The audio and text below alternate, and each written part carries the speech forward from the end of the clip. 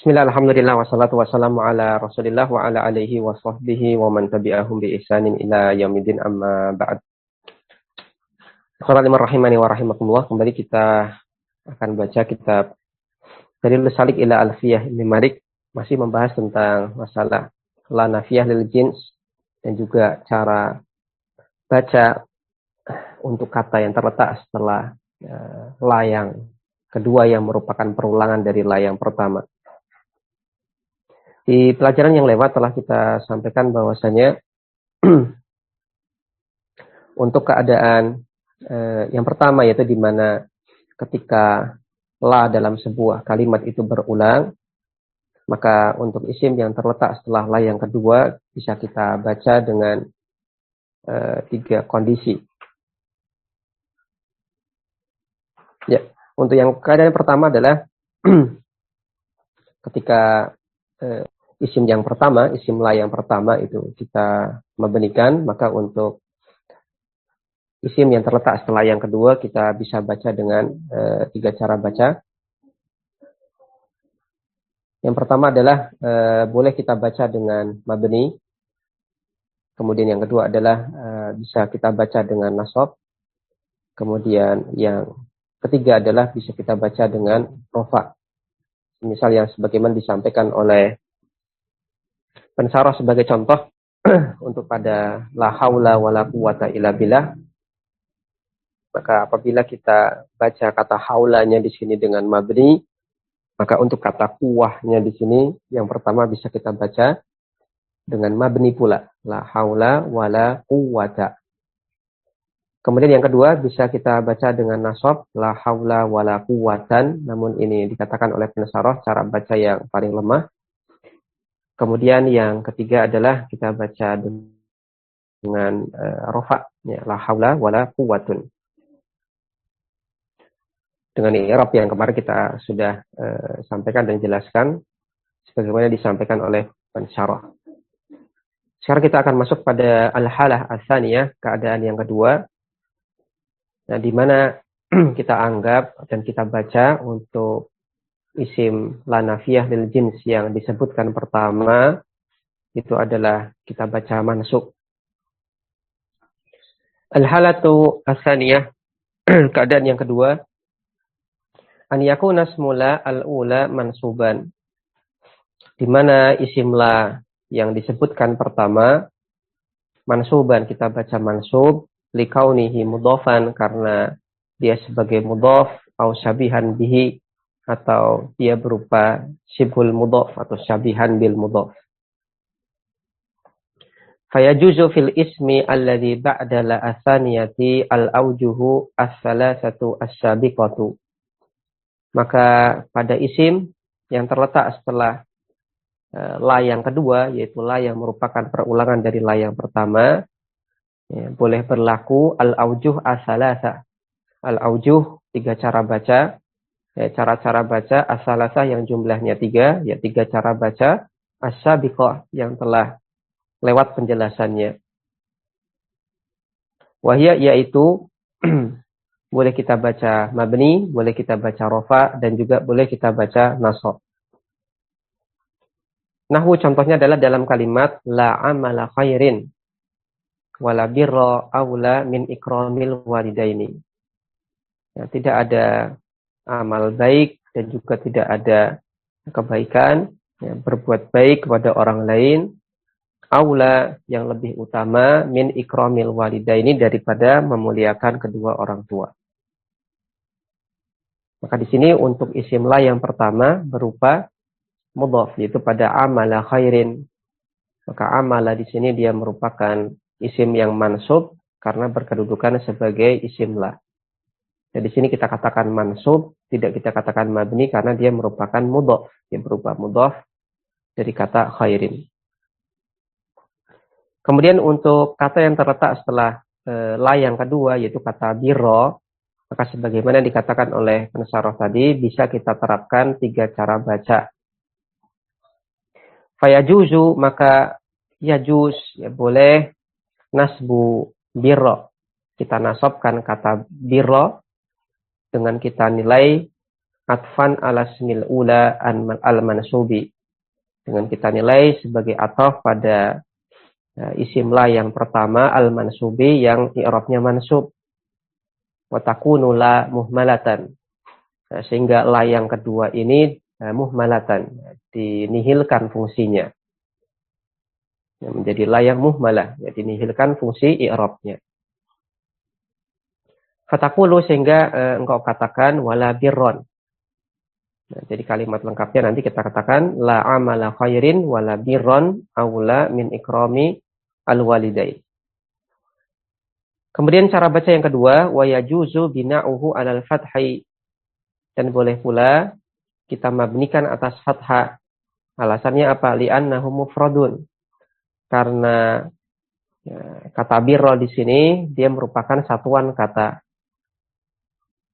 Ya, dia adalah isim la nafiyah lil jins yang kedua, dan dia berupa satuan kata sebagaimana kita sampaikan apabila isim la nafiyah lil jins itu berupa mufrad, ya berupa satuan kata, maka dia kita mabnikan atas tanda nasabnya.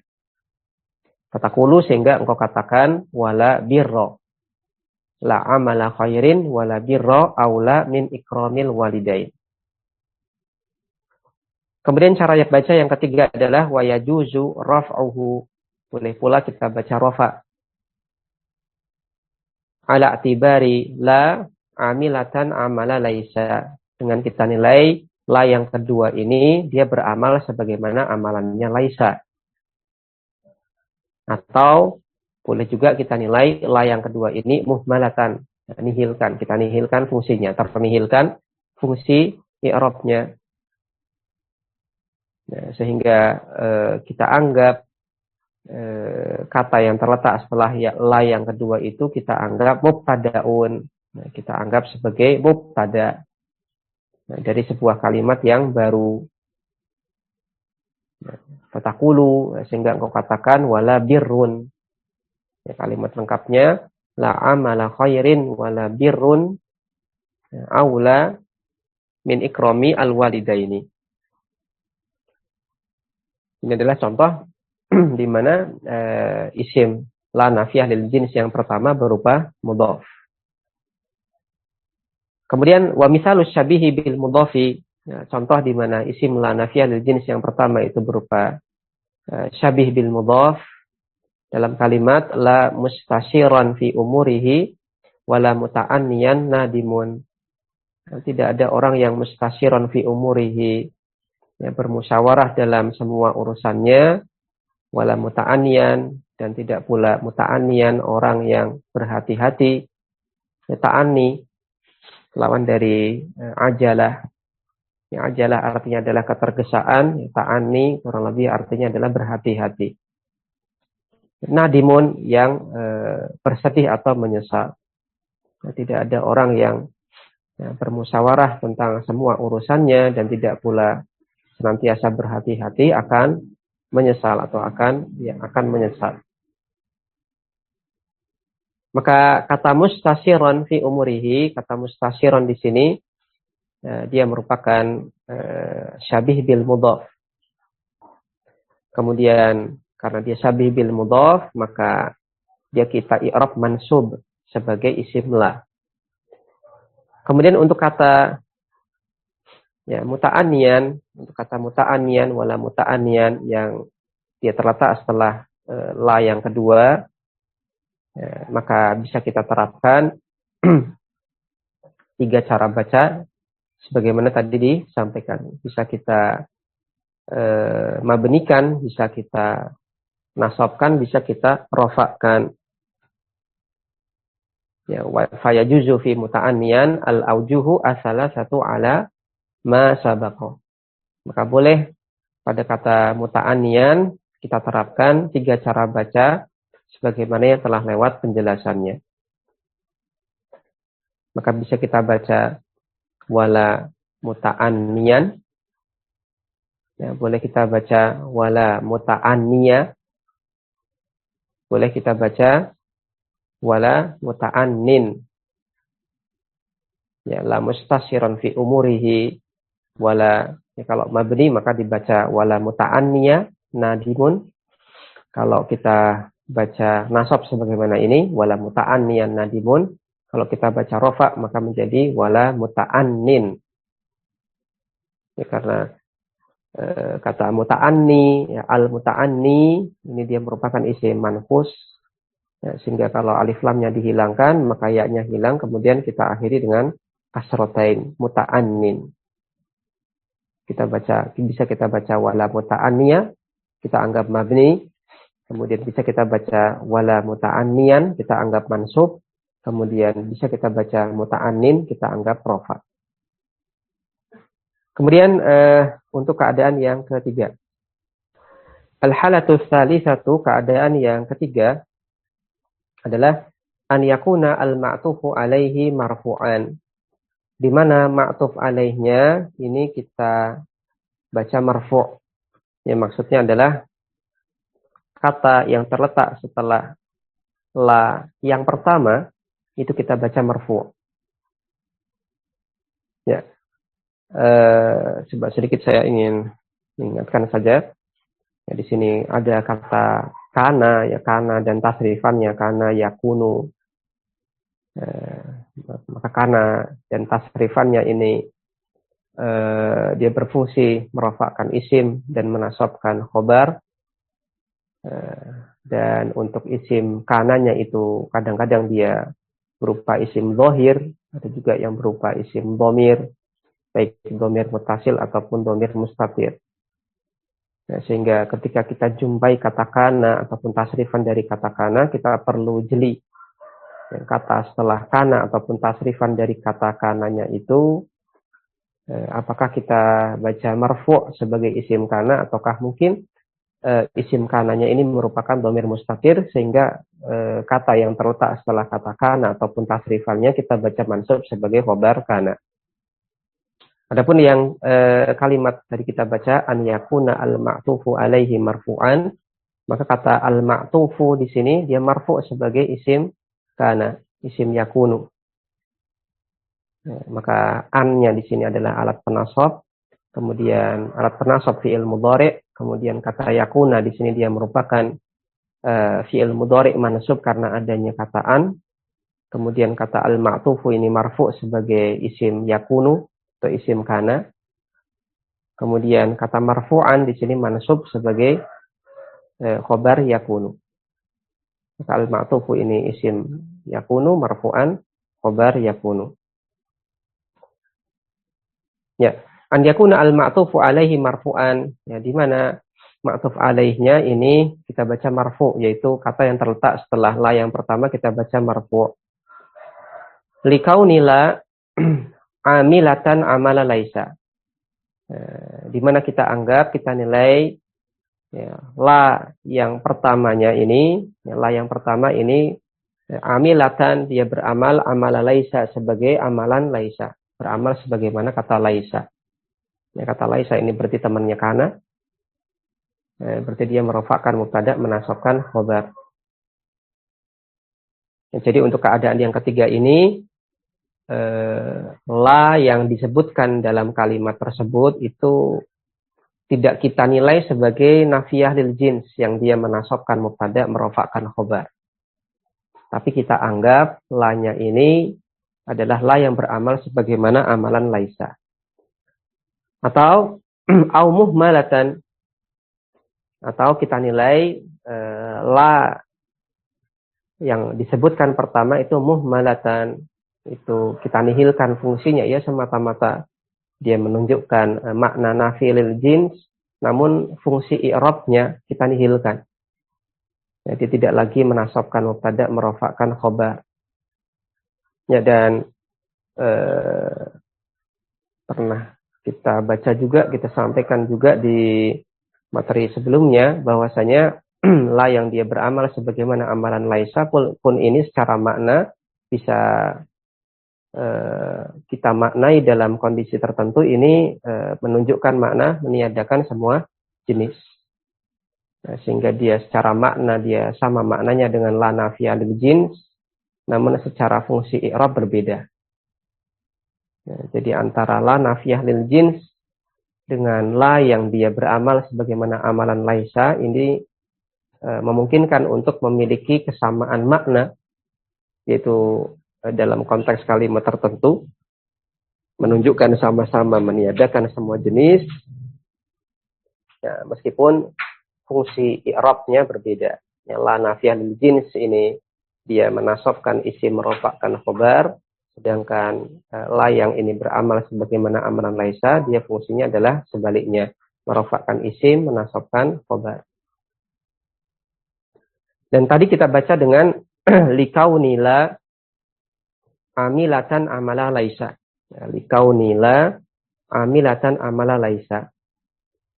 Perlu kita ingat lagi bahwasanya kata kana dalam berbagai bentuknya, baik dalam bentuk fi'il madinya, yaitu kata kana, atau tasrifan fi'il madinya, kana, kanu, ya, kuntu, kuntuma, dan seterusnya. Atau dalam bentuk fi'il mudhari'nya, yakunu, yakunani, dan seterusnya. Atau dalam bentuk fi'il amarnya, kun, dan seterusnya. Maupun dalam bentuk sigoh-sigoh isimnya, ya, contohnya adalah sigoh masdar, ya, kaun, kemudian sigoh isim fa'il, kainun. Ya, maka katakanlah dalam bentuk dalam semua bentuk tasrifannya, dia masih bisa kita fungsikan merofakkan mubtada, menasabkan khobar. Contohnya di sini, likaunila amilatan. Maka di sini ada kata kaun. Kata kaun di sini dia merupakan sigoh masdar dari kata kana. Kemudian di sini kata la likauni la, ya, kata la-nya di sini secara zahir dia merupakan mudhof ilaih dari kata kaun. Namun secara makna dialah yang seakan-akan berposisi sebagai isim kaun, ya, isim kana. Sehingga di sini kata amilatan kita baca mansub karena berkedudukan sebagai khobar kaun, ya, khobar kana yang berbentuk masdar tadi kata kaun. Likaunila amilatan. Ya, amilatan di sini ringkasnya dia khobar dari kata kana yang berbentuk masdar yaitu kata kaun. Kemudian kita baca amala laisa, ya, amala laisa. Kenapa dibaca amala? Ya. Maka kata amala di sini dia mansub berkedudukan sebagai maf'ul bih dari sighah isim fa'il amilatan. Beramal pada amal laisa. Maka di sini kata amilatan dia merupakan sighah isim fa'il. Dan dalam kondisi ini dia memunculkan maf'ul bih yaitu kata amala. Amilatan amala laisa. Nah, sedikit mengingatkan kembali tentang masalah kata kana dalam berbagai bentuk sighahnya dia masih berfungsi merofakkan mubtada, menasabkan khobar, kemudian juga mengingatkan tentang efek dari adanya sighah isim fa'il yang mana sighah isim fa'il dia bisa memunculkan maf'ul bih. Ya, kembali ke permasalahan. An yakuna al-ma'tufu alaihi marfu'an li kauni la amilatan amala laisa aw muhmalatan. Fayajuzu fi tsani wajhani. Keadaan yang ketiga adalah di mana ma'tuf alaihnya, yaitu isim yang disebutkan setelah kata la yang pertama itu kita baca marfu' dengan kita nilai la yang disebutkan di situ adalah la yang beramal sebagaimana amaran laisa, atau la yang disebutkan di situ adalah yang muhmalatan. Kita nihilkan fungsi i'rabnya. Maknanya tetap kita pertahankan yaitu meniadakan jenis, namun fungsi i'rabnya kita nihilkan. Dia tidak lagi menasabkan mubtada, merofakkan khobar. Fayajuzu fisani wajhani. Maka fisani pada isim yang disebutkan setelah la yang kedua, yang merupakan perulangan dari la yang pertama, yajuzu boleh wajhani. Nah, kita terapkan dua cara baca. Awalan yang pertama adalah al-bina'u 'alal fathi au ma yanubu manabihi. Ya, au ma yanubu manabahu. Yang pertama adalah boleh kita baca mabni atas fathah atau mabni atas tanda yang menggantikan fathah. Ya, misalkan apa yang dimaksud dengan ma yanubu manabahu, yang menggantikan manabahu, ya, keadaan atau menggantikan fathah. Ya, maksudnya adalah ketika isim yang disebutkan setelah la yang kedua itu berupa misalkan isim musanna. Nah, berupa isim musanna atau jamak mudzakkar salim. Nah, maka tentunya isim musanna ini kita mabnikan dengan ya. Nah, kalau isim mufrad kita mabnikan dengan fathah. Ya, karena yang dimaksud dengan mabni di sini adalah mabni ala ma yunsabu bihi. Nah, kita mabni atas tanda nasabnya. Nah, kalau yang disebutkan setelah la yang kedua itu adalah isim mufrad, maka ya isim mufrad ini mansubnya tanda fathah, ya kita katakan dia mabni atas fathah. Kemudian apabila isim yang terletak setelah la yang kedua ini adalah isim musanna, dan isim musanna itu mansubnya dengan tanda ya, maka kita katakan dia mabni atas ya. Apabila yang disebutkan setelah la yang kedua itu adalah jamak mudzakkar salim, dan jamak mudzakkar salim mansubnya dengan tanda ya, maka kita katakan dia mabni atas ya. Itu yang dimaksud dengan poin pertama ini, al-bina'u 'alal fathi au ma yanubu manabahu. Kita mabnikan atas fathah atau dengan tanda mabni yang menggantikan fathah. Ya, li'annahu mufradun, ya karena isim yang terletak setelah la yang kedua ini mufradun merupakan satuan kata. Ya, karena merupakan satuan kata ya kita mabnikan. Kemudian cara baca yang kedua adalah ar-raf'u. Nah, bisa kita baca rafa atfan ala mabda adalah al-ula. Dianggap sebagai atof pada kata yang terletak setelah kata la yang pertama. Atau annaha zaidatun, atau kita anggap la yang kedua ini adalah statusnya adalah huruf zaidah saja.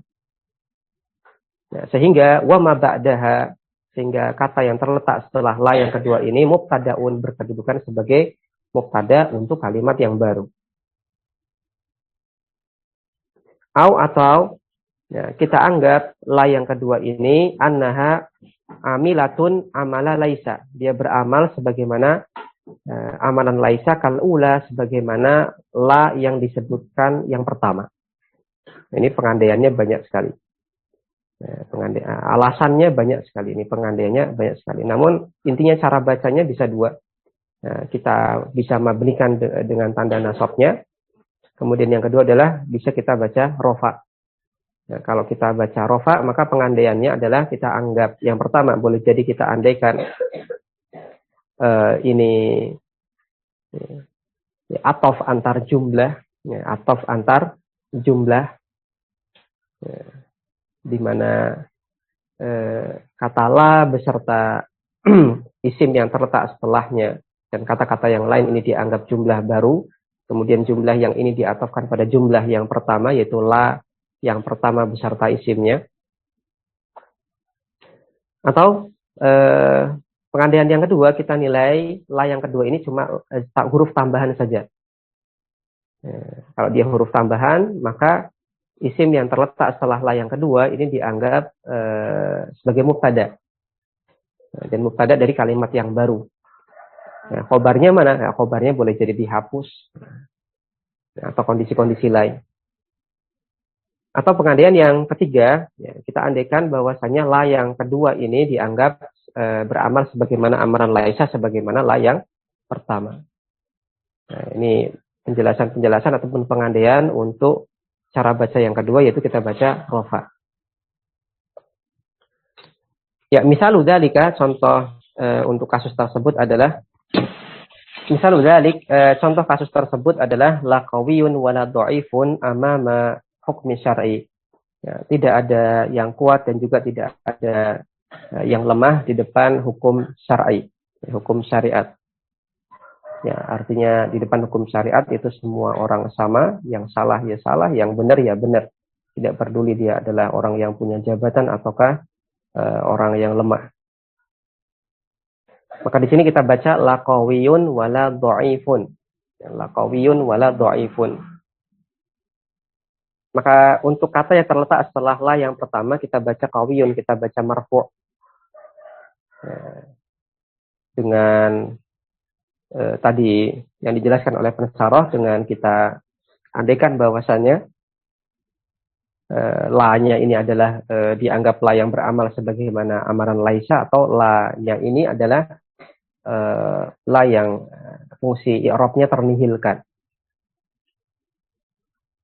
Maka pada la qawiyun wala dhaifun, maka kata qawiyun di sini bisa kita i'rab sebagai isim la, ya, isim la, namun la-nya di sini adalah la yang beramal sebagaimana amalan laisa, di mana laisa itu merofakkan mubtada, menasabkan khabar. Atau kita anggap la-nya di sini itu adalah dia huruf nafi yang ternihilkan fungsi i'rabnya, artinya dia tidak dia fungsi dari sisi maknanya tetap dia nafi lil jins, namun dari fungsi i'rabnya ternihilkan, dia tidak lagi menasabkan mubtada, merofakkan khabar. Sehingga kata qawiyun di sini bisa kita i'rab sebagai mubtada. Jadi pilihannya ada dua. Untuk kata qawiyun bisa kita i'rab sebagai isim la yang kita nilai beramalan sebagaimana amalan laisa, atau kita anggap dia sebagai mubtada dengan kita nilai la-nya di sini dia muhmalah, ya, ternihilkan fungsi i'rabnya. Jadi yang dimaksud dengan muhmalah kurang lebih adalah ternihilkan fungsi i'rab. Adapun makna nafi lil jinsnya masih ada. Jadi jangan disalahpahami muhmalah ini kemudian makna nafi lil jinsnya tidak ada, tetap bertahan makna nafi lil jinsnya, yang ternihilkan hanya fungsi i'rabnya. Dia tidak lagi menasabkan mubtada, merofakkan khabar. Ya, kemudian untuk wala dhaifun, ya wala dhaifun di sini bisa kita baca marfu sebagaimana yang disampaikan oleh pensyarah di sini, wala dhaifun, dengan kita andaikan untuk la yang kedua ini la zaidah, sehingga kata dhaifun ini adalah mubtada untuk kalimat yang baru, atau la-nya di sini adalah la yang beramal sebagaimana amalan laisa, sehingga kata dhaifun di sini dia sebagai isim la yang kedua. Atau bisa kita anggap ini kasusnya adalah kata dhaifun ini diatofkan pada kata qawiyun. Fayajuzu fi dhaifun, maka boleh pada kata dhaifun al-bina'u 'alal fathi war-raf'u. Boleh kita baca mabni atas fathah, kita baca la qawiyun wala dhaifa amama hukmi syar'i. Boleh juga kita baca marfu wala dhaifun. Wa minhu qauluhu ta'ala, di antara contoh yang lain adalah di surat Al-Baqarah, firman Allah Subhanahu wa taala di surat Al-Baqarah 254. Allah katakan, anfiqu, hendaklah kalian infakkan, mimma razaqnakum, sebagian rizki yang kami berikan kepada kalian. Ya, mimma ini dari kata min dan ma, dan min huruf jar minnya di sini menunjukkan makna tab'id, menunjukkan makna sebagian. Nah, hendaklah kalian infakkan sebagian dari rizki yang kami berikan kepada kalian, min qabli, sebelum an ya'tiya yaumun, datang suatu hari, la bay'un fihi, tidak ada jual beli di dalamnya, wala khullatun, tidak ada juga ya khullah, ya hubungan pertemanan, wala syafa'atun, dan juga tidak berlaku lagi syafaat. Tidak ada lagi syafaat, yang pertolongan dalam bentuk syafaat. Maka yang jadi fokus perhatian kita adalah pada la bay'un fihi wala khullatun wala syafa'ah. Maka untuk kata yang terletak setelah la yang pertama, yaitu kata bay'un, di sini kita baca rofa. Kemudian untuk kata yang terletak setelah la yang kedua, kata khullatun pun kita baca rofa. Kemudian untuk kata yang terletak setelah la yang ketiga pun kita baca rofa, yaitu kata syafa'atun. Namun secara bahasa ini pun memungkinkan kita untuk kita baca mabni atas fathah. Kita baca la bay'un fihi wala khullata wala syafa'ata. Secara bahasa, ya, secara bahasa. Bukan artinya kita mengubah tekstual ayat, tidak, tapi secara bahasa. Faqad qara'a aktsarus sab'ati birraf'i. Maka mayoritas ulama qiraah sab'ah membacanya dengan rafa. Ya, yaitu la bai'un wala khullatun wala syafa'ah. Ala anna la, ya, dengan kita nilai la-nya di sini adalah amilatun amala laisa, beramal sebagaimana amalan laisa, au muhmalatun atau muhmalatun. La-nya ini muhmalah, ternihilkan fungsi i'rabnya. Ya, kita baca annala amilatun amala laisa au muhmalatun. Ya, di sini ada kata anna. Kemudian kata la di sini dia merupakan isim anna. Kemudian kata amilatun ini marfu sebagai khobar anna. Kemudian kata amala ini mansub sebagai maf'ul bih dari isim fa'il amilatun.